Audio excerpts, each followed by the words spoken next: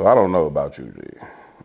But me, myself, personally, if I get booked for anything more than 10 years and then I escape, you never gonna find me, G. And I only say 10 years. I don't know that I would run if I had like 6 years. Cause this shit, like I might be out in like 3 or 4 years. I'm gonna run for the rest of my life about these 4 years. I don't wanna do that. But if I got 10 or more and I get out, on my mama, they not catching me. What's pissing me off about these niggas getting caught? If I'm talking about these New Orleans niggas, right? 10 of them broke out. Cool, whether they had inside help or not, I don't know. I don't really care. I know they got out. Saw the video, they ran across the highway. You ever see some mugs? You see the video? I ain't seen the full video. But they ran across the E-way. But your math is concerning. Okay, come on. Motherfucker booked me for 6 months. I'm trying to escape. That's dumb. No, I'm on that's dumb. I'm on the twilight of my life. I'm on the back end. Niggas said it here the other day. Niggas in Washington Park only lived to 60. That's what he said life expectancy was. You booked me for 6 months, I'm out. Two. You either gonna run for the rest of your life, or you're gonna turn 6 months. 10 years left. Or you're gonna turn 6 months into 20 years, and you definitely gonna die behind bars. I'm running. Jail ain't for me. I'm a creative. Nah, please. And I'm light skinned. I ain't going. Hey, I saw a thing today on Instagram. It said, light skinned niggas with dimples think they Lauren London.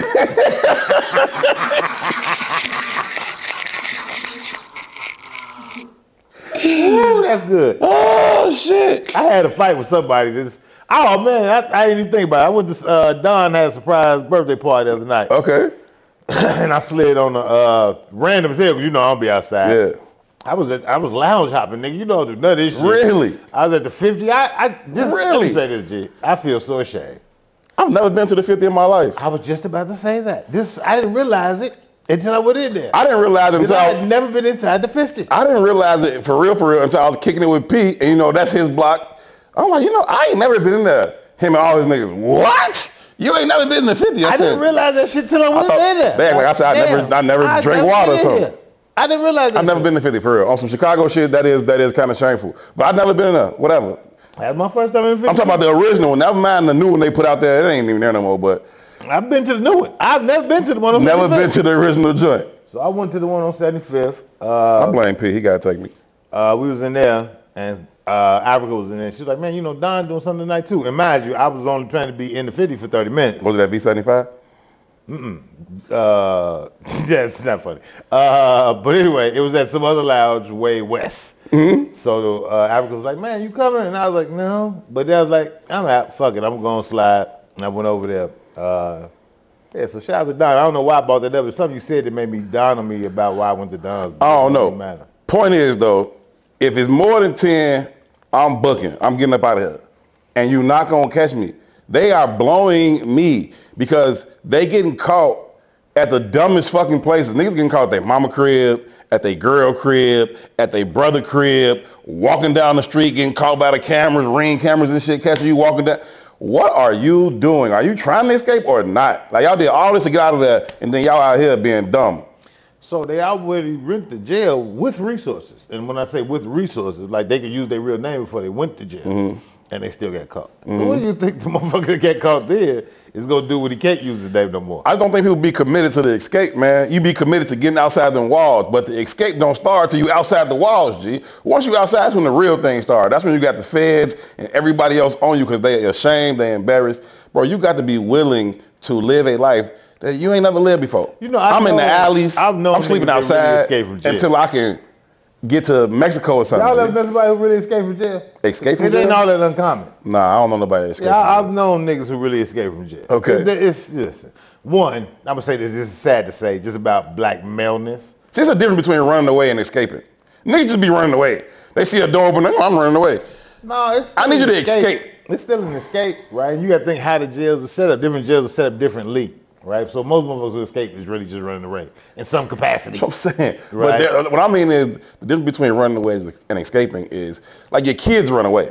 They don't have no real plans of never, ever, ever being seen around here again. You know what I'm saying? They just ran away. You niggas are just running away. Escape, bro. Take the Underground Railroad to Mexico, if that's bro. the case, the only motherfuckers who escape is Pablo Escobar. El Chapo. The motherfuckers who dug a hole to his specific cell and walked his ass out back to Mexico underground. That's escaping. I'm talking about some Andy Dufresne shit. Yeah, that's escaping. You know, that's... These niggas turned through the wall behind the toilet in New Orleans. That's pretty creative. That's pretty creative. You gotta clap for that. Yeah, I clap for it, and they might have got some. They talking about. Did they do the Andy Dufresne? Did they have the spoon? Nah, they didn't have to go through the actual sewer. None of that. I don't know how they did it. They might have had some inside help. But they cut the water line. What's so crazy is they cut the water line. They had one of the officers or correctional officers or whatnot. Yeah, so it wasn't inside. They did have inside help. Yeah. Had to. They had him shut the water line down so that when they pull the toilet out, the water won't rush through, and that's how they escape. So they identified the inside officer? Yep. Oh, wow. He's smart. 3 of them, at least 3. So the greatest escape of recent time was another inside officer. I think we talked about it on the show one time. It was years ago. It was the white woman who fell in love with them dude. She done stole her crib and everything. She was bugging.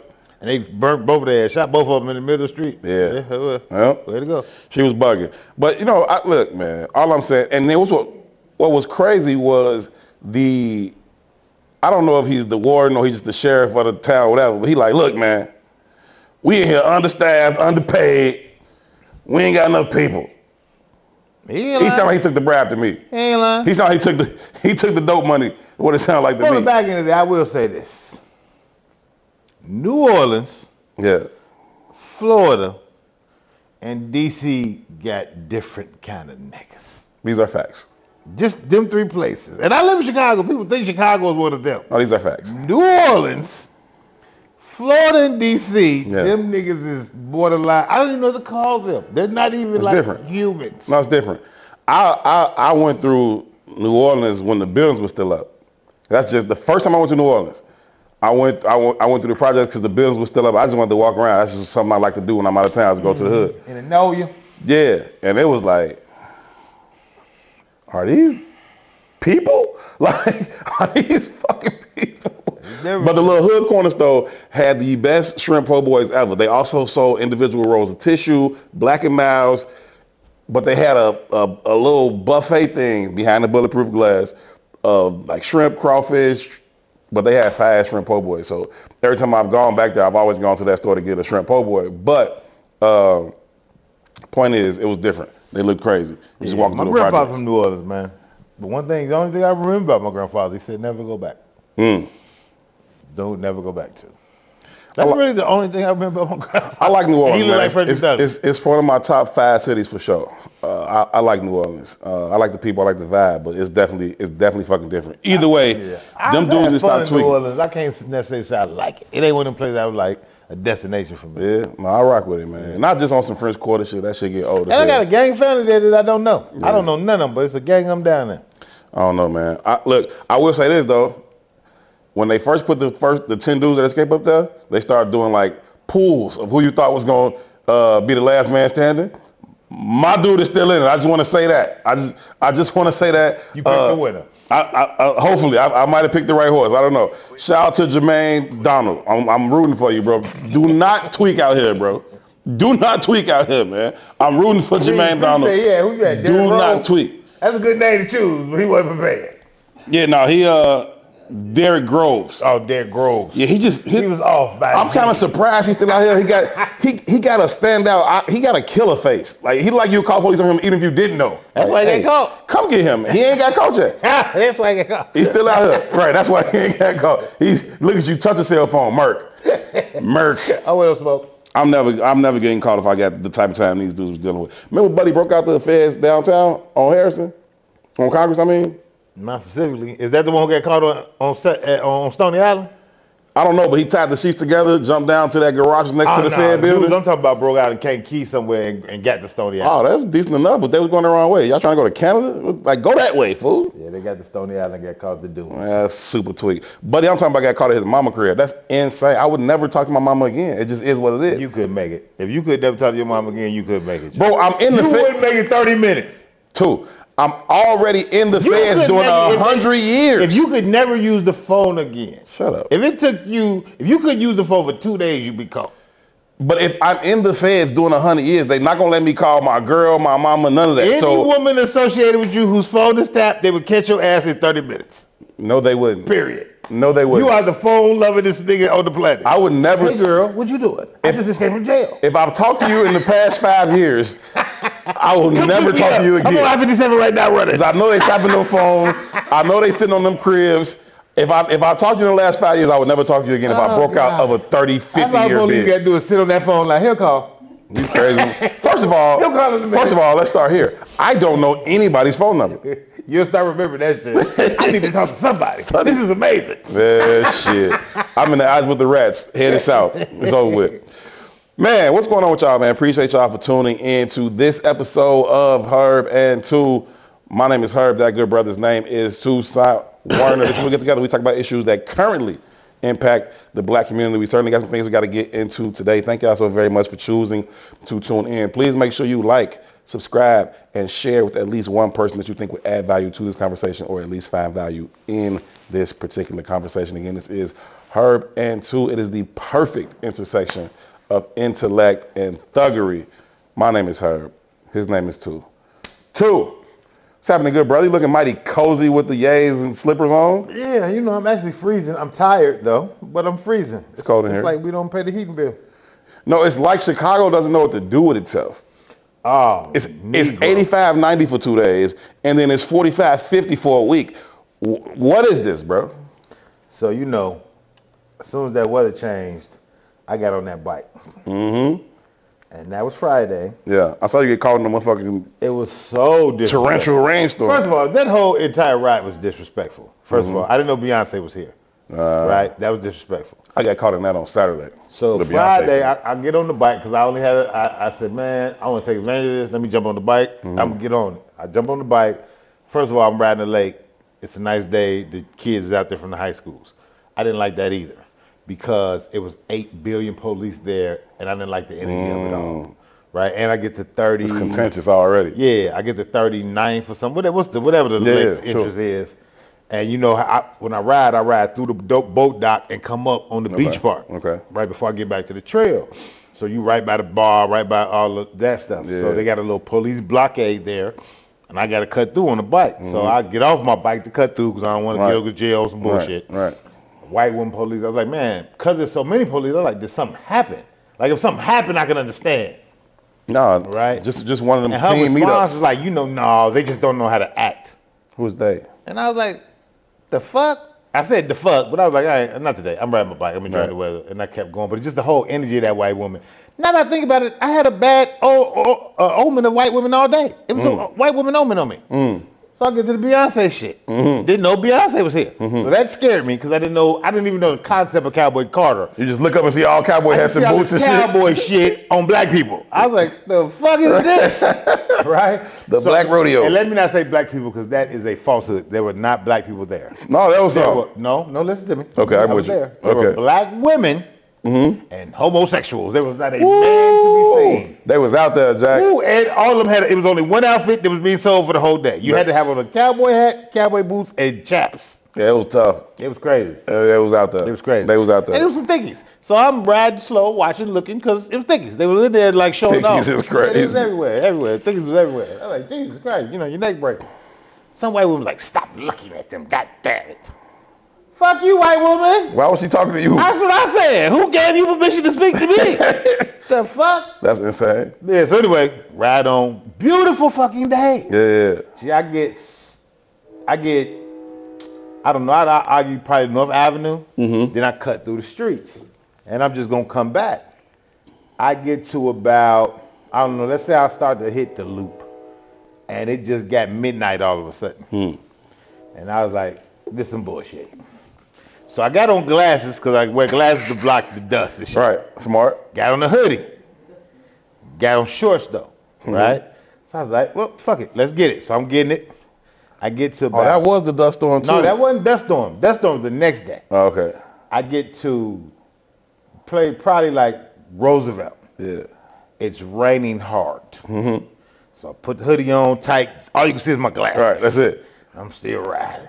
I'm like, fuck it, I'm going to thug it out. Sure, because what else you Because going to what else I'm going to do, right? But I get to 35th. Now it's hailing, and it hurts. And it hurts. And now the shit is coming down so hard that the hoodie's just sinking over my glasses. Now it's right. My glasses is fogged up. I'm soaking fucking wet. But at this point, I'm like, fuck it. This is just going to be a nature ride. Right? But the point is, I got all the way to the crib. I never got off the bike. You know, when you're a kid, you playing puddles and shit. Sure. I got off that bike. I had to wring my socks out. My feet never touched the ground. Of course. I had to wring. I said, this is the stupidest shit in the world. The dust storm was the next day, but you're right. Yeah, you're right. And I never knew Chicago to have no fucking dust storm. That was the first one on record. That shit was crazy. Yeah, we don't have that shit. Cause I was outside when that shit happened too. That shit was crazy. I was at my little cousin's prom send off, and they balloons and shit started blowing everywhere. Backdrops flying across the street. I'm like, oh, this is different. But yeah, anyway, man, the summer don't start really until you start having these catastrophic biking events. So I look forward to at least, 4 or 5 blown tires, half a dozen clipped chains, a couple falls. Stay safe. The regular Stay safe, shit, you know what I'm saying? Stay safe, my boy. For the bike chronicles, you know what I mean? As much as I like to laugh at you on the bike shit, I have to give you credit, which I don't really enjoy doing that much. You love me. I do love you, no doubt about and that. Honor me and respect me and idolize me. We keep going. We can stop at that love. We can stop at that love. You were the very first person to say that Sean Puffy Combs was going to jail. At the time when you said it, I had no idea what you were talking about. I didn't know why you said it. We were talking about somebody else going to jail. I don't even remember who that was now. It might have been Tory Lanez. We were talking about his ass later or some shit. But he was like, you know who's going to jail? Diddy. And I'm like, the fuck are you talking about? Diddy ain't done shit. Nobody said nothing about Diddy. And he was like, I don't know, just the energy around him. They finna lock his ass up. And I was like, nigga, whatever. I don't know what you're talking about. But you're right. Yeah. You were right. You were right for once. He's coming home from this though. Huh? He's coming home from this. You think he's gonna beat this? Yeah. So you gonna predict that he's going to the joint and predict he's gonna beat the case?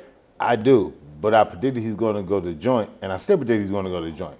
And I don't think they want to lock him up for this, and I didn't think they just needed him in the system. Don't matter. We get you for what we get you for. And I think they're going to lock him up. Get Al Capone for taxes. And I think also that he's a thorn in the side of other people. They need him locked up. But we'll have this conversation as you get into it. All right. Anyway, let's just move on. I say that because we haven't really addressed the trial and all that as it's gone on. I think probably like me, you are just annoyed with the situation. I find it more disgusting and at times comical than I find it something I really want to be interested in engaging. But as it continues, I feel like we should at least broach the subject a little bit. This nigga is wild, man. Plies is one of the funniest people on this face of the earth, right? Never met him as a rapper, all that, cool. I love this first album. Since then, I don't know. But he's one of the funniest people on the planet. This man put out a video the other day. He was like, man, I thought I was a freak. He said, I thought I would pull your hair, smack your ass, throw you on top of the counter. He said, I thought I was a freak. He said, I am not a freak. This nigga Diddy has reset the standard for freak. These freak parties, just all the different testimonies. And we've heard from Cassie, we've heard from security guards, chefs, sex workers. Everybody, they all in here giving their testimonies on this, and it's just getting out of hand. Today, I swear, I saw a dude say he was an escort, male escort. He's putting out a book about erectile dysfunction, and in it, he's talking about how he had performance anxiety in front of Diddy at the freak office, so he couldn't. Wait. The book is about erectile dysfunction? The book is generally about erectile dysfunction. This nigga's a sex worker and he wrote a book about erectile dysfunction? Yes. The book is about erectile dysfunction. How does he do sex work? Generally, but in it, he states, okay, so in it, he mentions instances where he couldn't perform in freak offs with Diddy and Cassie. The book title, hold on. The book title is In Search of Freezer Meat, a story of the male mental health crisis caused by erectile dysfunction and the only true cure no one is talking about, a penis implant. But in the book, there are excerpts of him detailing the times when due to performance anxiety. About how you find this information, what? It's on Instagram, my G. But how do you You're always on that with me. How do you even become, like, as a sex worker who dick don't work, like, Don't you got to be like 100%? Like what? You got to at least shoot 95%. How do you sell that shit? You got to be Steph Curry with the shot, don't right? you? You know what I mean? Like how you sell lip dick? Like what are you? How are you a sex worker? I'm so confused. Nigga out here missing free throws. He out here missing free throws. What the fuck is you on? This nigga, he blew the layup. This your biggest check. If Diddy called you to skeet on Cassie and let her rub it on his nipples, that came with a check. You couldn't show up. I'm more interested in. I would read the book on how you became the worker. Dignity don't work. I would read that book. Read it for whatever reason you want. I would read that book. Read it for whatever reason you want. I read that book. That's a great sales technique. All right. Teach me some moves. Okay. He can't clearly. No. He can teach me how to sell. That's what I'm interested in. That's how to learn how the dick don't work. I don't want to learn that. But listen, there are some serious conversations that need to be had around this Diddy Cassie shit. No doubt. And although it is grotesque and nasty and all that, one, I say it's grotesque and nasty. And the way you was like, Ply, I saw Ply shit, ha, he. That's hilarious to me. But I'm also recognizing, and I don't think, we live in a very interesting time, man. I think Diddy's freak level is not as outrageous as we think it is. Nah, buddy. Did you hear me just say he likes to have his partner ejaculated on so then she could rub it on his nipples? What do you mean that's everyday shit? I didn't say it was everyday shit. I was like, oh, that's different. But what I'm saying is that the response is, one, your partner participated. Yeah. Right? And then that's what I mean about the conversations that need to be had. Sure. Right? So I'm here for that, but it's still not regular. I don't care who volunteered for it. I just think everybody it's not got regular. camera in their shit and everybody ain't going to court. Nah, bro. Listen. Listen. I like to have as much fun as the next person. You might be Plies though. Right, but I thought I was freak level 10. Right. I will never be past the 8, apparently. And here's what I'm saying. You might be Plies. Y'all think y'all know some shit. But I'm not. But there's a world of motherfuckers that's out here on some shit. Somebody sent me some shit the other day. I don't even know. It might have been you. Shit, I don't know. One of these goddamn group chats we got. Somebody, there's a lady in there, and this is one of them popular little podcasts that's on Instagram that's blowing right now. There's a lady on there getting interviewed. She said, one time I had a threesome with a guy and his mama. That's insane. I did see that clip, but that's insane. She like, and the dude, everybody there was like, wait. And she said the mama was topping them off. Yeah, and I see that. What she started was like, oh, it was amazing. Like, bitch, the nigga says his mama. At that point, game over. We're done. Game over. We're done. But she's talking about how amazing the experience was. Hey, people with a lot of stuff, man. I also think some of the Instagram shit is just people talking for clickbait.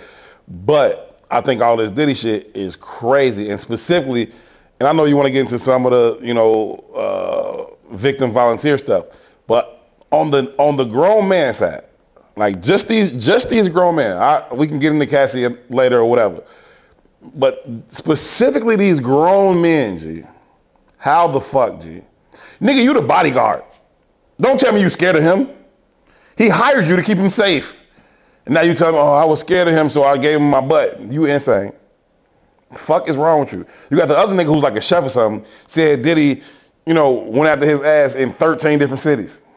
What? I obviously have not been paying attention to this case in the way that you have. Time out. The 13 different cities niggas was the shit you brought up like a few months ago. The nigga, he was something, his name was like Mr. Leon or some shit like that. And he was like, he tried me in 13 different cities. What? How do we qualify trying you? He was like, he was grabbing his ass and all this shit. We read the whole thing. The dude who bought the case. Yeah. He's a Chicago dude too. No, he ain't. We ain't honored. We trade that pick. We traded him to Harvey. he's out of Harvey. We traded him to Kankakee. But the reason and how I wanted to talk about this, Diddy nasty. Everybody involved is nasty in my opinion, right?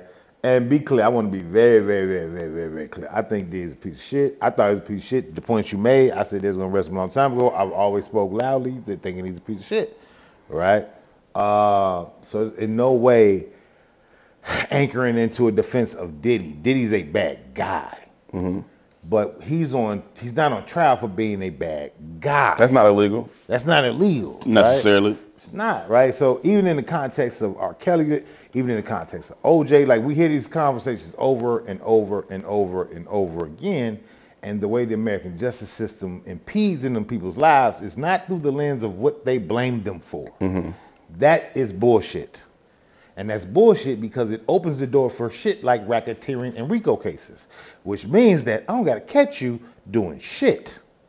I can just slap you with a charge, and then you got to prove your innocence, which in turn changes the entire philosophy of the justice system. And us being at the bottom of that shit, it's very difficult for me to stand in line as a black man and say, hey man, I'm kind of supportive of how this is playing out. That's just not a true thing, right? But the basic thing I want to talk about is that in the context of Diddy and Cassie, we got to discuss like the concept of financial dating and relating, right? What you mean by that? Specifically in context of racketeering and sex trafficking, right? So if I'm dealing with you, and I'm dealing with you in the way of, let's say, Diddy or any celebrity would deal with damn near 99% of the women he's dealing with, from this point forth, almost every woman they deal with is going to be under the act of sex trafficking. Because all you got to do is meet in Miami, fly her ass to New York, knock her down, and in the court of law, based on how this is being arranged, she's now being sex trafficked, right? Contextually, though, as an entertainer, and not even as an entertainer, in this day and age, in this here day and age where that becomes the, I don't know, damn near par for the course, right? We got internet, we got Instagram models, we got dudes dating. It's a joke on Joe Budden's talking about we financially abusing people, i.e. every woman in their life cycle is being financially abused, and it's a joke, it's a running joke, like ha ha ha, yeah, she gonna fall in line, but I'm gonna buy her this, ha ha ha, she gonna fall in line, but I fly out for this, but these are their women. Sure, I get that. But I think it becomes different. Like you lose, we talk about the justice system and flipping it on its head, right? And it says innocent until proven guilty. You get the benefit of the doubt legally, allegedly, supposedly, right? You get the benefit of the doubt legally. You lose the benefit of the doubt when you drag this woman down the hallway and stomp on her like she's a motherfucking, I don't even know. You know what I mean? Like it kind of removes the veil with domestic abuse. Hold on, G. It removes the veil of saying you didn't make her do these things under the guise of fear. You know what I'm saying? Now, if it ain't no video of me beating the fuck out you, I'm just like, what? She said she wanted to come to the crib, knock me off, my homie off, get her girlfriend in. Like, but once it's a video, you done drug her down the hallway, punched her like a grown-ass man, and stumped her out in public. If you do this to her in public, G. So we having different conversations, though. No, I think we're having the same conversation. I'm just saying why he doesn't get that benefit. It's not a benefit. It's law. Therein lies the difference, right? It's like how we have conversations about reparations. I'm talking about public opinion, hold G. up, let me hear you. Motherfuckers be like, I don't think we should get the reparations. You don't need. It's not a conversation of need. It's a conversation of owe, right? Which changes everything. Sure. It ain't about need, it's you owe. Sure. Here's what I pay the debt, you owe me. Sure. Right? The law states, this is law. So if you want to lock his ass up for whooping her ass, do so. You want to whoop his ass for whooping her ass, do so, right?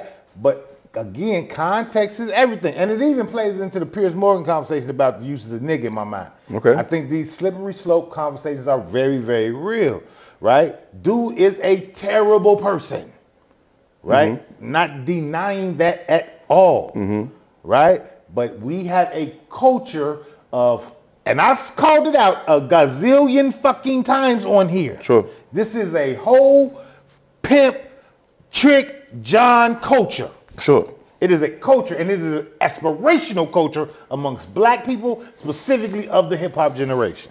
Yeah. And when you add that into the context of how this case is being ran, not only are the celebrities all under the act of sex trafficking, everyone, but 99% of niggas who got access to Instagram are also under the act. Sure, I agree with that. And like I said before, to this idea, like you had like day 26, it's 19 niggas in day 26. You know what I mean? That male group he had. All 19 of y'all on Vlad TV crying. How one nigga take 19 of y'all ass? What? I don't want to be famous that bad, G. And so I'm with you on that piece. Up until the point where this man can fuck you up. I don't believe that about the security guard. I don't believe that man to man about the chef, the cook, the singing niggas, the driver. You niggas are grown ass men. Unless he upstrapped, we already talked about free world man rape. I don't believe in it. Unless he upstrapped, I don't believe in free world man rape. So, wait. Why I can't not believe it? Wait. Time out though. You talking about day 26 and the man rape and all this type of shit. I'm talking about the way the case is being ran, right? So, and if you're taking that perspective, from a social standpoint, you're in agreement. So, and this is only about the whole pimp culture thing, sure. Right? Where does the line get drawn? You said, I don't know the day 26 story, but if they all that crying and there's an assumption that he took their butt, then you sold your ass. Boosie's the second funniest your nigga in the ass world, is for sale, and I bought your ass. I'm agreeing with you. Now, however that comes, we don't know, right? Mm-hmm. Cassie might have been, and I believe so. I believe she was for sale, and he bought her ass for 10 years. Same deal, whether it be woman or man. I'm not excusing it. Sure. But it is what it is. And when you, again, right, on one hand, you have the slut walker. On one hand, you say there's no villain or no. Sure. Nobody is eating or being responsible for sex culture. We say shit like sex worker. Sure. Like it's not a crime. I'm all for sexual liberation. Do what you want to do. Fine, cool. And in that, some of that shit is abusive. Some people like that. Sure. So there's levels to all this shit. It's a slippery slope to all this shit. Right? But judge him for what he's done, right? And in the context of, they paint this picture of, him liking to get random niggas nut rubbed on his body. That's so wild. Or whatever it is. That's so wild. It is wild. Yeah. It's way out there for me, yeah. right? Yeah. But it still doesn't context. It's still not context for racketeering, right? And the coercion shit, you're right. When you whoop her ass, you can't be under the act of coercion. But also, when you pander, you can be under the act of coercion. Sure. And that's the argument I'm making. In this, or you're just an authority figure. In this pimp whole culture, though, every time I drop bread on you or every time I buy a flight for you, I am under the act of coercion. If you want to do that. If you ever get mad at me enough to say, I sex trafficked you, me being regular Tucson, you being regular, whatever the fuck your name is. Whatever the fuck your name is. Right? And I fly you from anywhere to anywhere, and something happens, I've sex trafficked you. That's fuck shit. What you drinking? I'm drinking. This one get you fucked up. You're knocking over the bill. Shout out to Moore's Beer. Shout out to these coffee mugs too. They are available at herbandtou.com. We have the Herb one with the nice quote of, "Be where your feet are, man. Live life as it comes to you." And the Tou one that says, "Build it anyway." But right after you drink this coffee. All I'm trying to do is, I just want to make sure the site sells more Herb mugs than Tou mugs. That's really, of course, that's really what it is with me. No, but seriously, bro, I'm with you in totality, right? On the, selling yourself, all of that. The domestic violence video changes it for me with Cassie. It just does. You can't fucking do that and then tell me you don't have her under the guise of fear. She's scared as fuck. I would be scared as fuck if you stump me through the floor, but you're not finna stump me through the floor, Diddy. So the rest of these niggas, what? Knock it off. He took day 26's whole ass. It was 19 of them niggas. Did he make a fight? But they was also like teenagers. And they just wanted to be on. So I think them niggas sold their ass. Yeah, I think them niggas sold their ass. But I think the same thing about making the band. Nigga, what about me being a rapper or a singer got something to do with walking to fucking Brooklyn for cheesecake? Is you fucking stupid, nigga? I'm not doing that. You know what I'm saying? There's no fucking chance of you telling me to walk to Brooklyn for cheesecake at 10 o'clock in the morning. I'm not doing it. Yeah, so I know it's very difficult to have this conversation specifically from the way I want to approach it because I do think he's an asshole. Yeah. Right. I do think he's a terrible person. And I'm not trying to absolve Cassie of any. R. Kelly's an asshole. I think he's a terrible person. Sure. But I think what they got R. Kelly locked up for today is not why he should be locked up. Sure. Right. I think that's bullshit. And I understand this. These are two black men who are powerful, who have money, who can buy and afford defense. Sure. Right. The vast majority of black men cannot. Sure. Right? We also know relationships are oftentimes very, very fucking emotional. Sure. And we've heard stories at a very low level of motherfuckers losing their entire lives for something someone said that did not happen. Sure. But Right? the court of public opinion matters. I'm not disagreeing at all. So from the standpoint of someone who's not under the guise of that law, who's not under the guise of that trouble, who understands how the slippery slopes work, we should be very vocal about, hey man, that's not really what's happening here. Hey man, we should really reconsider how we're doing this. Not saying, hey, he's not guilty. I'm not saying that. Not even disagreeing with you. If he is guilty, what is he guilty of? Because it's not that. Not even disagreeing with you. If we argue in the letter of the law, I'm not even sitting here disagreeing with you. But I'm just talking about the reality of the world and that public opinion matters in a lot of cases. Fucking O.J. Simpson went through a trial, was legally found not guilty by a jury of his peers. Nobody believes he didn't kill her to this day. I know you do. I believe but, he but didn't I mean the public opinion, the public perception is still that he stabbed them people, right? Cool. In this particular case, to the letter of the law, maybe they don't have him on this particular thing or that particular thing. I referenced earlier that they locked Al Capone up for tax evasion. Everybody knew he should have been locked up for 200 murders. Bootleg and murder, and crack distribution. You know what I mean? He was a crack dealer and a murderer. Mm-hmm. That's what y'all wanted to get him for.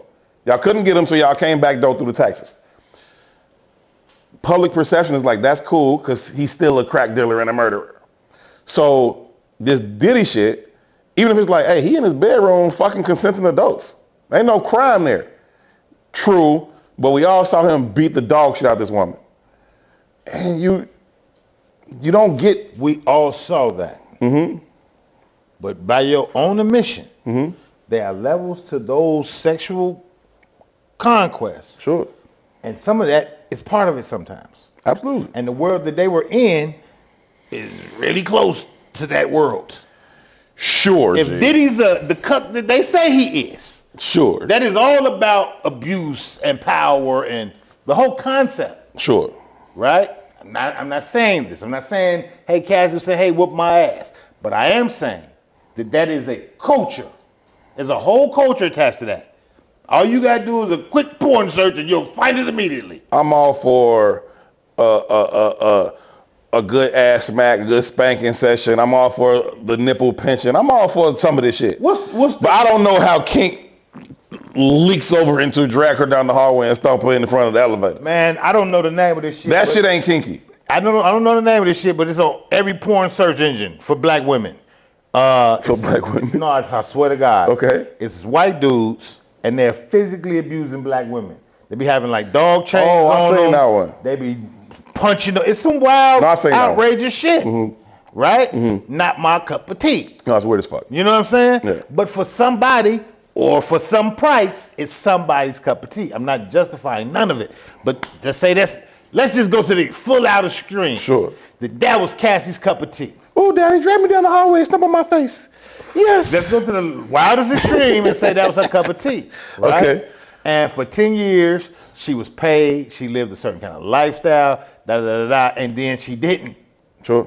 And she wants to double back and say, hey, run me XYZ. She got her 30 mil, I think it was. She got 20. Okay. Right? Hey, run me XYZ or I'm telling. And all you got to do is say, well, I was abused.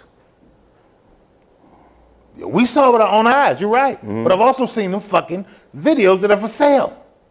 True. I see those with my own eyes too, and nobody goes to court. True. And they're getting punched and slapped and spit on, and it's ridiculous. Them shits probably got contracts though. He had a contract too. He had a bad boy contract to make music, not to fucking drag her down the hallway. In a bad boy contract to make music, no. First of all, he did have a contract. The state picked it back up though. Because she didn't press charges. The state filed charges. Mm-hmm. The feds filed the charges, right? Mm-hmm. And everybody else came out the real work because it now was open door. Mm-hmm. Again, I'm not excusing the dude.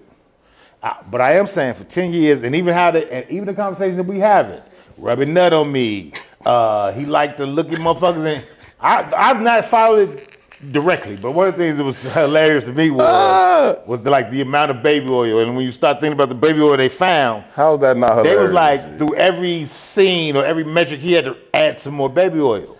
How was that not hilarious, G? The Like, niggas- we need more baby oil. We need bring the baby oil. Bring the baby oil. Hey, P is stupid. And the production level went up accordingly, right? When the moment, The only person I feel bad in this whole situation for, if I'm being really honest, is Cassie's husband. Like, how do you go home with that? And she pregnant now. and he in there defending her, he's showing up, he's supporting I her. would never show up. I would never show up. Never. Wait, what do y'all in that court all day? Because I'd divorce that ass right there. Like, no, sir. What do y'all think about the kids being in the courtroom hearing all of this? The daughters, the sons, the entire through all family. the sexual conversations. The daughters left through the sexual conversations. The sons didn't because, they sons. There's no way you cannot hear it. Right. It's the You're biggest gonna hear case it in the anyway. country. Yeah, It's going to come to your phone. I don't have nothing to do with this case, and I don't give a fuck.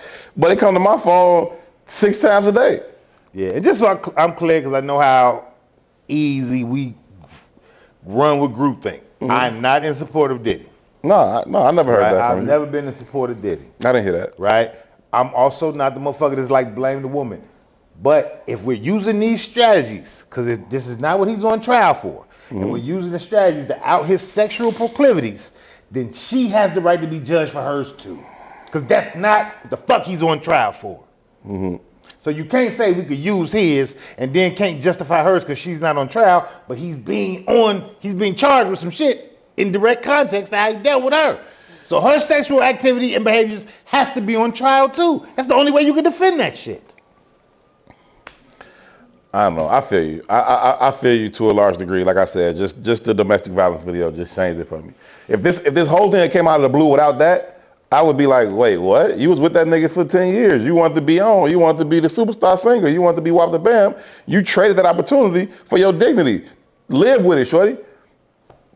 But I did see the video, and that changes Like it I for me. said, I ain't paid attention as closely maybe as you have, but there's one like she was on the FaceTime with her husband. She was talking about I can't remember if he was inside of me or not.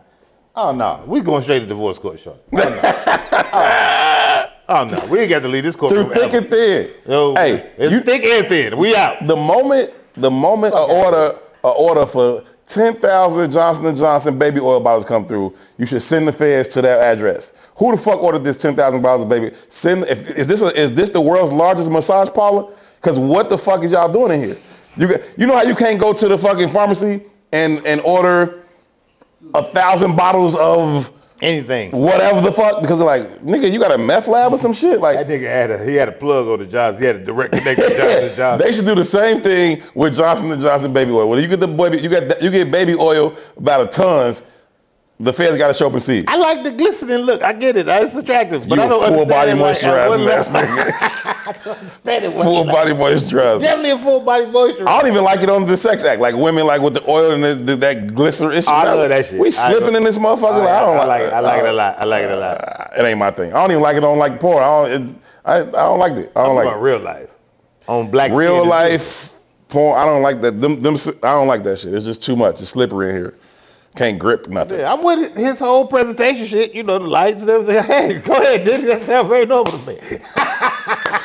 Let's move on, man. Let's move on. You mentioned Piers Morgan while you was talking about this.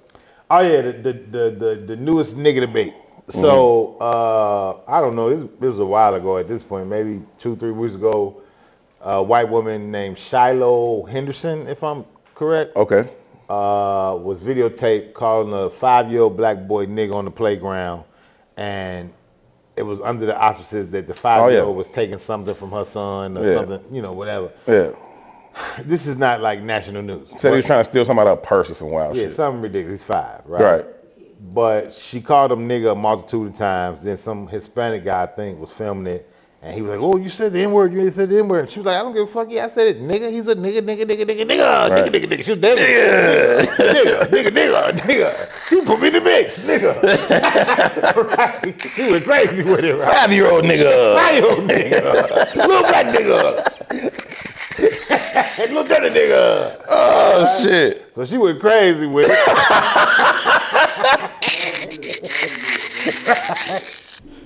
nigga. Oh, shit. Which is whatever, right? I don't expect much from white folks, so that ain't no big deal for me. That's right? so funny. But what's amazing is she made something like $500,000 for this shit. Oh yeah, nigga sales. Nigga sales shit. Nigga sales what? You know what I'm saying? Continue. You're at the park with Shiloh and little boy. Yeah. And she gets out of the line with the nigga. Sharkeisha. You got to call Sharkeisha. You gotta call Sharkeisha. Immediately. I'm not putting that online. You gotta call Sharkeisha. You got to, and I'm laughing and joking, y'all. But I'm really not laughing and joking because I'm going to bring us to a point. Right? She made $500,000. Yeah. This conversation makes it all the way to Piers Morgan. There's some other white nationalist, quote unquote, activist who comes out on Twitter specifically first, but she's got a brand outside of Twitter. But she speaks openly about, I have no problem with Shiloh saying nigga. I use nigga all the time. That was enough to get her to Piers Morgan. That's all it takes. That's all it takes. You on Twitter be a white woman. Blatant racism will get you there. Hey, I use nigga openly. Get on my show. Let's go. Bring her up here. Let's go, right? So he gets on the show. She got, it's maybe 2 or 3 white people. Mark Lamont Hill and that Indian Arab dude who's always in the news for disrespecting black people. He has a podcast. He has a podcast that's gained some level of popularity by shitting on black women mainly.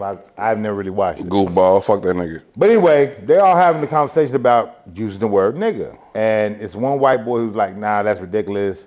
And Mark Lamont Hill saying, nah, that's ridiculous. But everybody else on the panel was like, it's freedom of speech. Right? Now, mind you, this is the first show. Freedom of speech. Pete Gato, this is the first show. There's been a multitude of shows specifically on Piers Morgan. And I'm not going to lie to you. There's some conversations and arguments that I don't necessarily all the way disagree with. Right? But we're going to get there.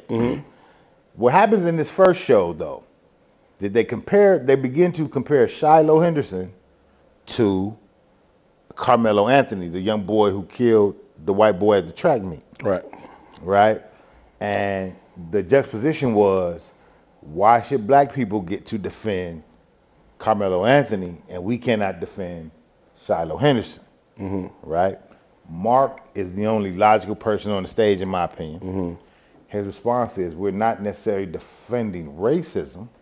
We're defending the fact that he needs to have a fair trial. Right. In the sense of having an argument, I'll roll with Mark. In the sense of being a black man in America, Carmelo Anthony would have got my money without me knowing nothing about his trial. Am I off here, or do we have a difference of opinion? I don't know enough about that case. I ain't gonna lie to you, G. So I know they jump him. Some white boys jumped him at the track meet. They did him dirty, but he lost the race, or he won the race? No, he wasn't even in the race. He was just sitting it started raining. He was at their school's tent. Okay. They bully white boys. Right. That's the energy that I get. They come over like, get your little ass out of here. It turns into something. They've been notoriously known. The white boy was in their tent. The white boys are in their tent. They wasn't even in the tent at first. Okay. The black boy was sitting down in the tent, chilling. The rain comes down. They come over to the tent, like, hey man, who is you? Why you over here? Get out of here. And I don't know the extent of it. There's been accounts from a bunch of different people. Okay. But this is very early. So let's say all this information ain't even came out yet. He starts receiving money immediately. So whatever happens, they get into an altercation. He kills the shorty. Right? Yeah. And immediately, I spoke about it on the show. Yeah, I remember you did. I watched the conversation. His father did a news interview. Yeah. And I was very, very impressed with the white boy's father. And it made me have empathy for the white boy. And he even had empathy for the black boy in the situation. Yeah. Right? But this is Lubbock, Texas, or somewhere back alley, Texas.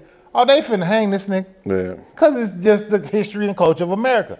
So it don't really take much more than that for me to say, man, I'm betting on black. I'm going to always ride with the black dude. I gave Barack Obama money the first time because he was Barack Obama. Yeah, I'm always ride that way too. And because of that, I'm not going to say nothing. Well, it is what it is. But that's the argument Mark Lamont Hill made was that, hey, we was there for the make sure he's getting a fair trial. And I just said that's bullshit, right? But I also still don't agree with white folks should be freely able to use the word nigga. No. Now, here's where I come from with that perspective. There's cultural context to everything, right? I do not go to the gay community and freely use the word faggot. Right. where other homosexuals freely use the word faggot with each other. Right. I do not go to women and call them bitch. No. Where other women freely use the word bitch with each other. Right. There's context. Right. Right? I'm not in that group. I'm not in that group. I don't use the word. Right. Right? The racial animus attached to nigga is directly attributed to a cultural understanding. Yeah. So I don't care what situation we're in. I'm not comfortable with anybody outside of us. And I mean anybody. I don't fuck with Fat Joe saying nigga. I know you don't. I don't fuck with anybody saying nigga that ain't part of our group. Right? Now, the white ladies on it. This is why I got so much press. Because during the conversation, they asked the white woman, hey, do you use the word nigga? She was like, yeah, all the time. And they was like, well, what kind of situation would justify you? She was like, when the situation calls for it. And Piers Morgan responds, he says, well, what kind of situation would call for it? Breakfast. And she thought about it. And it was just that. That's really what she did. They was like, well, she was like, well, when I think about it, yeah, any situation. I use it all the time. Thanks, nigga. Thanks, nigga. Yeah. Right. More tea, nigga. More tea, nigga. So, Piers having a big conversation. He said, say it right now.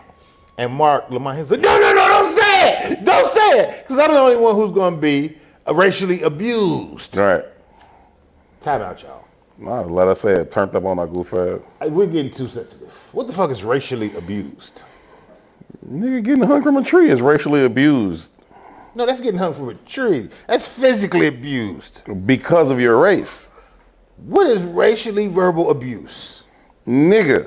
See, in my mind, Boy. That's why you got to punch him. I agree. Right?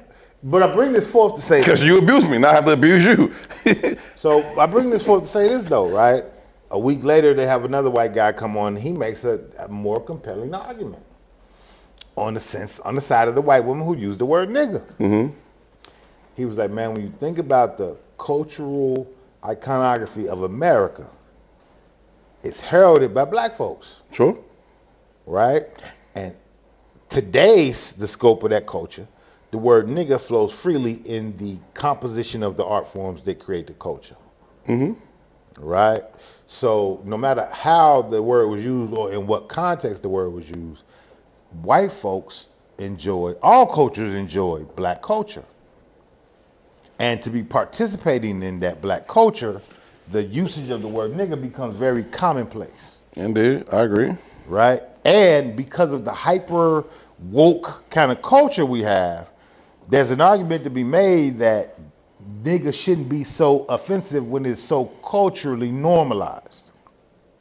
No, that's bullshit. That's fucking bullshit. Explain that. It's as simple as this. If we family, you call your son stink. In my family growing up, we call my brother Booby. Shit, me. When I was growing up, my family called me Herbie. A lot of them still do. I'd be goddamn if I meet you today as a grown-ass man, you think you're going to call me Herbie. That's fucking insane, right? You not this, right? So I don't care if you hear my cousin, my mama, my brother. I don't care what you hear, who you hear say it. You do it, I'm like, hey, that ain't for you. Don't call me that. My name Herb, bro. To you. On a personal level, I can hear you. But No. After that, you being very disrespectful, and I'm going to fuck you up. Cool. Because this ain't that. If we've been knowing each other long enough, like if you met me that way, cool. Or if we've built a relationship and I love you that way and I know you ain't on some wild shit with me, cool. But I just fucking met you. Knock it the fuck off. No, I heard her say, I don't give a fuck what you heard her say. You could have heard her call me bitch ass nigga. You will call me Herb or we gonna have an issue. So let's do what you just said though. Right? And understand the consequences of what you just said. Mm-hmm. You said this is this. If you met me this way, cool. Yeah. If you didn't meet me this way, it's not cool. Not cool. Right? So what we said the other day when Cam was here, it's black people in 5 places. Right. What my man is arguing is that this is culture. This is American culture. Mm-hmm. Right? It's our greatest export. Somebody sent me a video of Indians in Pakistan in a wedding. Mm-hmm. Dancing to King Von. It fucked me up. Hey. Word for word. Hey. I didn't think they speak English, but they knew Crazy Story word for word. We from 64th and from 65th. We're not from 63rd. 65th, buddy. Get it. We're gonna get blocked and canceled. I'm so embarrassed. It's been a bad day for E. Buddy, I got 90 days left on this show. This is my We're from 64th and from 65th. Not from 90-day 63rd. notice. I'm from 63rd, buddy. We ignorant as fuck. It's funny though. Buddy.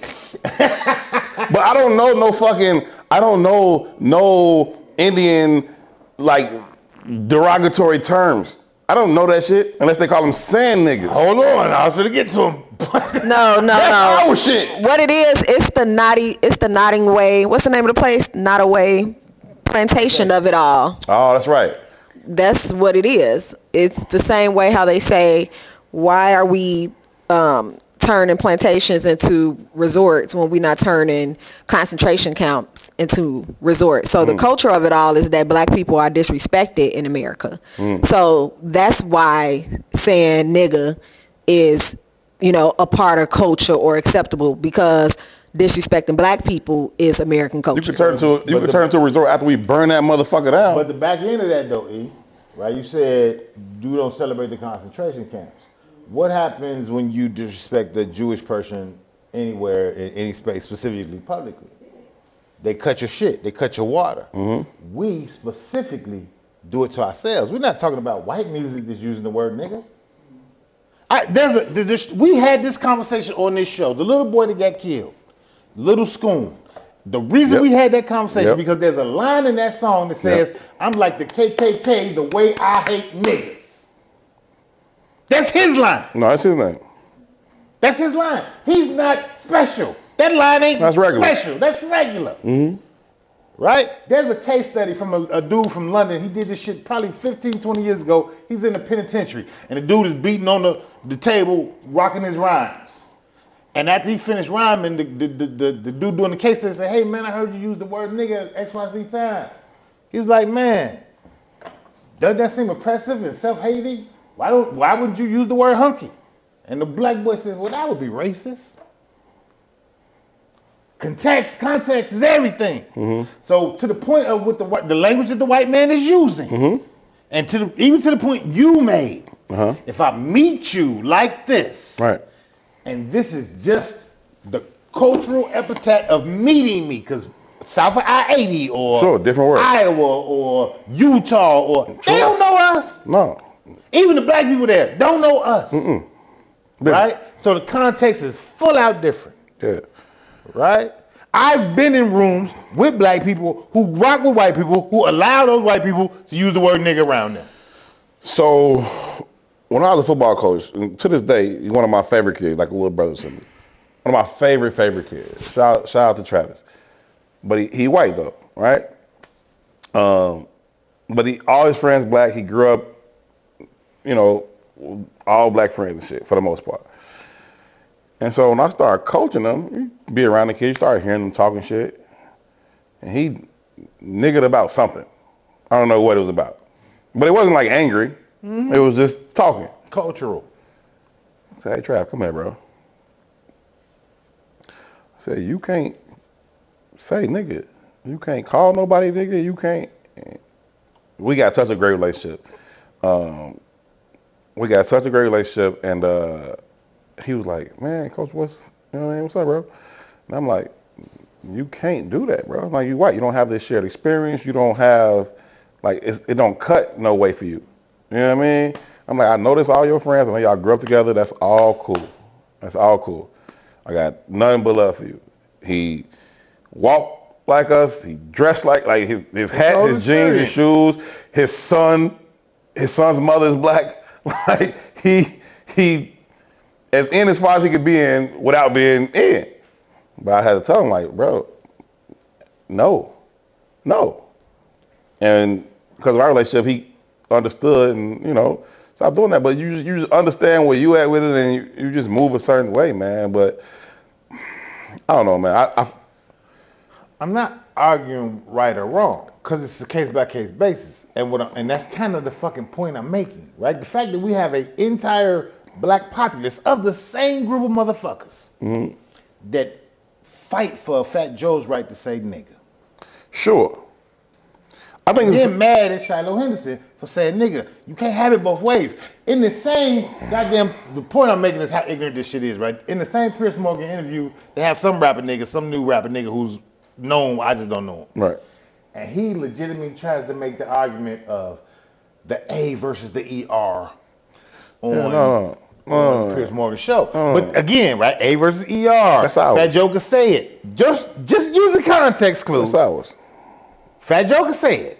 There's a difference in the A versus the ER. That right there floods the waters. Sure. Right. I do think there's some component of our previous conversation when I'm talking about the Diddy Cassie situation. It changes when you see intentional, deliberate abuse. And I'm not saying nobody should say it, but when it's used to attack specifically a 5-year-old boy, this ain't nothing to talk about no more. You know what I mean? I'm with you, bro. I'll have the conversation with my little bro Travis. I have the conversation with Fat Joe. I had a conversation with Most, like who we know and worked with. I had a conversation with you. This deliberate abuse, this deliberate violence, you using it in this visceral tone, I ain't even having a conversation with you. I'm calling Sharkeisha to fuck you up. And if you're a man, I'll fuck you up my own self. Sure. I didn't even add the last part, but sure, right? But our argument with the Cassie thing, with the nigga conversation, is this is a slippery slope, and we're judging a large demographic, like you said, public perspective. But when you start to shrink that shit down to very case by case basis, there's shifts in culture. There's shifts in behavior. There's shifts in value set. When you live in a society that's validating sex work, it's very difficult to say, well, getting your ass whooped and being a cuck is too far. When you live in a society that champions transsexual and gay and homo, lesbian, and trying to add pedophilia to that conversation, really, it's a slippery fucking slope. There is no moral clause anymore. So we get further and further away from when you was getting hit after being called a nigga, or getting hung after being called a nigga. Right. And you don't have no context of what the fuck nigga came from. It's just another word. Right. And Fat Joe can say it, and little Timmy can say it, and then Shiloh, you could say that to this little 5-year-old nigga. Yeah. That's my entire fucking argument about all this shit. Yeah. You can't have it both ways. Because the other side eventually fucking wins. It's got to be a hard no. It got to be a hard barrier. If it ain't, you're losing, G. I respect that. You're going to lose. No, I respect that. That's my whole argument. I respect that for sure. We running out of time. It's something else we got to. What's the woman's name? Kiandria Demone. Yep. That's what you wonder? So open that up to us. No, I just wanted to shout her out in light of this conversation regarding this Shiloh trash lady. But Kiandria is the woman who tried to fight back against is working to fight back against the financial companies that are the financial companies that are trying to pay out. She's trying to prevent this Shiloh woman from being paid out this close to $1 million for racism, essentially. So that's good. And she did the homework. She did the homework to look through the clauses, read the bylaws. No, the code. And she says, I think I sent y'all the article or whatnot, but she says that she just simply looked. So she just reviewed the code to identify like who these financial institutions are. One being like Stripe and Square for sure. I think Square pulled out, but Stripe is standing like 10 toes down on it, to still try to go against whatever the policies are.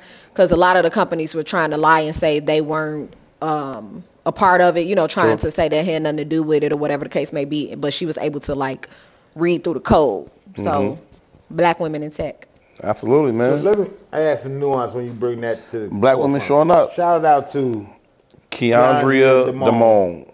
Right? But the platform that is promoting the Shiloh Henderson, the Square and whatever, those are the actual banking systems that's paying out. Yeah. But the platform, like the company, it's a Christian platform. That guy was on Piers Morgan as well, right? And even and we could leverage this in Facebook and all this shit. And again, back to the slippery slope and how this shit plays out and how it's really, we got to stop aligning with certain ideas. Sure. Right? So even on Facebook or someone, they be like, you get censored for hate speech and all that shit. Right? Well, we do use the word nigga very freely. Indeed. Right? And it ain't even just nigga. We use all kind of words that might not fit into the lexicon, but inside of our cultural barriers and borders, it's words that are kind of like in love, or they have very different meanings than maybe to the masses. Even like I said, in a group of women, they might use the word bitch. No doubt. Right? But on Facebook, you say such and such, such and such, they cutting your water. Mm-hmm. Right? To the point of this, where the Shiloh lady raised the money at, it was a Christian group, and Piers Morgan said, hey man, if somebody got up there supporting an abortion, would you allow it to be? They said no. But that's different. Right? Why is it different? Because from our vantage point of what we stand on, right, that's our barrier. right, right. Same thing with the Jewish conversation or the Holocaust, or calling the Jewish, anybody in the Jewish faith outside of whatever. Sure. Right. Everything's anti-Semitism to a Jew. You can't even say the word Jew in the type text. Sure. Right. Sure. So there are hard stops on all these groups. Right? Everybody got a hard stop. No, that's real. But we allow all that shit. Hey, you got to draw a line somewhere. You got to set the standards, set the barriers for what is allowable, what ain't, and then you got to be willing to put some skin in the game behind that. Otherwise, other motherfuckers, especially empowered motherfuckers, will run right through that shit, and they'll run amok. And you got to be willing to stand on something, or you'll fall for anything, like we know. So, I don't know, man. It's a good place to leave it for today, brother. That was a lot of heavy shit, man. Because even going back to the New Orleans escapees conversation, he was telling, because momager, she's like, man, I get it, y'all laughing type shit, but that shit ain't funny. These niggas is murderers, and you know what I mean, and they murderers, or they spread poison all through the hood. She ain't wrong. She ain't wrong for that. I'm just so anti the fucking penal system that I feel like it's more niggas that's behind them walls that shouldn't be there than it is that's ever escaped it. And so if we get a +10 and then now it's down to +3 because these niggas are stupid. That was the OJ argument. Yeah. I don't even think he's guilty, but that was the OJ argument. You think his son did it, right? That's the Carmelo argument too. Yeah. But that's context. That's all context, right? I can dig. We gotta go, man. Appreciate y'all for tuning in to this episode of Herb and Tou. Please drop some comments, man. Let us know what y'all think. Where was I on point? Where was Tou absolutely wrong? Make sure y'all go to herbandtou.com. To find where you was on point. Shout out to my melanin. Look at me, looking black. You got a little tan out here? You know what I mean? That's what I brought up Don for. The whole goddamn time I was trying to remember why you brought up Don. I would get into an argument with some girl there because I kept telling her I was dark skinned and she didn't believe me. You gotta get your shit together, I don't know why she wouldn't believe. What's wrong with her? She must be blind. I got a crazy tan in Jamaica. I'm nice and melanated. Let's go there. We'll catch y'all next time, man. Please make sure y'all like the video. Man. Salute to my niece too, man. Shout out to Asha. She just graduated from Tulane. Yeah. Friday, man. Love you, girl. Salute. Proud of you. Keep going. Yeah. Salute. Congratulations, man. Congratulations to all the graduates across the world. Kindergarten through doctoral. Congratulations to all of y'all, for real. Shout out to the Black Star Project. We had the annual Black mass male graduation ceremony this past Saturday. I was emceeing that. It was super dope. It literally was kindergartners and it was doctoral students. So that was super, super dope. Shout out to George Wright, Daniel Ash, everybody that came out to support them. We will catch y'all next time. Thank y'all so much. Please make sure you leave a comment, like, subscribe to the page, set alerts so you get reminders every time the page drops some new content or goes live. Special shout out to all you official dirtbags. We appreciate y'all for checking in on Patreon as well. Major shout out to PI because he's PI and he's hilarious and he does all the hard work behind the camera. Momager playing injured today. Big E40 playing injured and hanging out with us, pushing through the pain. For Tou, I'm Herb. Y'all be good to each other. Peace. Salam alaikum.